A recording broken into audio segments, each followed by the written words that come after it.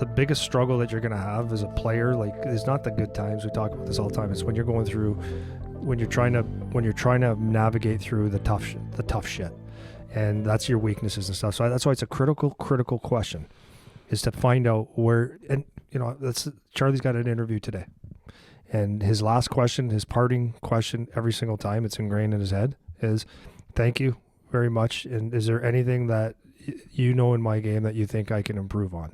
He's had feedback. So the last time he got it, the one scout that was talking to him 2 weeks ago gave him he just suggested it. He goes, "This is one thing. You played great. Love this, love this, love this." He goes, "If I was to say one thing, it was once you make a move in the offensive zone, you should try to create just a little bit more space." Just my opinion. I just take it or leave it. Charlie's like, "Thank you." We got home. He goes, "Dad, can we work on that?" If he talks to 10 scouts, let's say in the OHL, he talks to 20 teams and he asks 20 questions, maybe the same thing pops up 20 times. Maybe he gets 10 different things. Maybe he gets 5. But he gets 5 things that he can work on. Maybe it's obvious. Maybe it isn't. Maybe it's new, whatever. But that's valuable information. The last thing that my son needs, or anybody needs, is to tell them how good you are you're such a good skater. Mm-hmm. Oh, what does that do for you? Yeah. It does nothing. It does absolutely nothing. Doesn't make you better. No. Okay, now I know I'm a good skater. That verified that. How do I get better?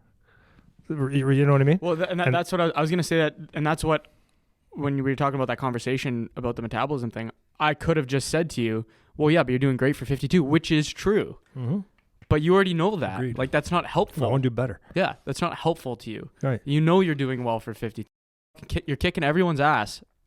Any 52-year-old wants to walk into the gym to have a go with Coach Andy, have at it, man. Yeah, go for it. Come on, man. And that's great, but not helpful for you. No. Not helpful. And that's the same thing with the kids. And the thing that's funny is ego. Oh man, but especially with the kids, that they might not know how huge it is to ask good questions, because like you were talking about with the coaches, from the coach's point of view, people aren't asking, so it makes them seem like they don't give a shit. Yeah. And maybe they do. And or even if they don't, maybe you can make them by asking a question. And that's the thing that's... You've done your job. Right.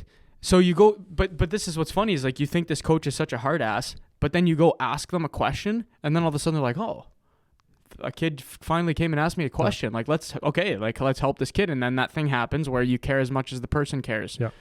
Once 100%. You show me how much you care, it makes me want to help you more. And I would say, even with all the hard ass coaches out there, that's still probably true 90% of the time. Even if you have the most jerk, seemingly like dick coach ever, if you go ask them, "Hey, what do you think I need to work on?" they're going to give you something that... Even if they say it like they're a freaking angry gorilla. Yeah.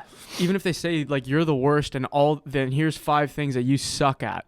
Okay, well, now you have 5 things this guy just said that he thinks you're not very good at. So shave off the personal insult and the tone that it was delivered with, and just say, "Okay, but he still said these 5 things.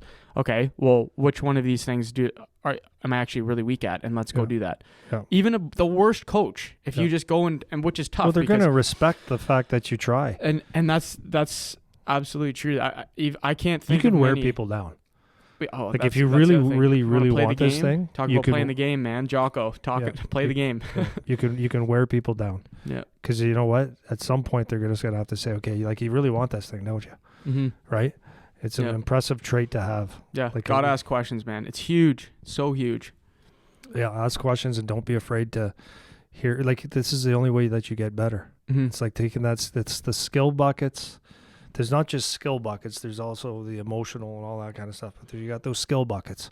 Fill them up. Yeah. Fill them up. It's not great if your shot's great. You don't need that overflowing and, filling other, do that, continue, but work on the weakness. And I'll tell you, man, when you find success in your weaknesses, then it's just that loop, and it feeds you. You say, "Okay, I can do this once, I can do it twice, I can do it 3 times. I got 8 years to get to the NHL. I can do these things in 8 years," and then your life becomes believable.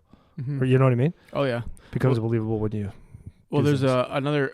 I think this was a Tony Robbins quote. There was quality questions create a quality life, which is an awesome quote, because that is what help people. People talk about the motivation thing again. And a better way to instead of like focusing on trying to feel motivated, like focus on building momentum for yourself, right? Yep. You build momentum for yourself, and then you can keep chugging like in that loop, like we said. And the way that you can start to get the ball rolling is you ask somebody who knows better than you, what should I be doing? And that's what's gonna start getting the ball rolling. You know? Yeah, success leaves clues, man. Like people that have success, you ask them some questions, they're going to give you some feedback, and it's just changes your life.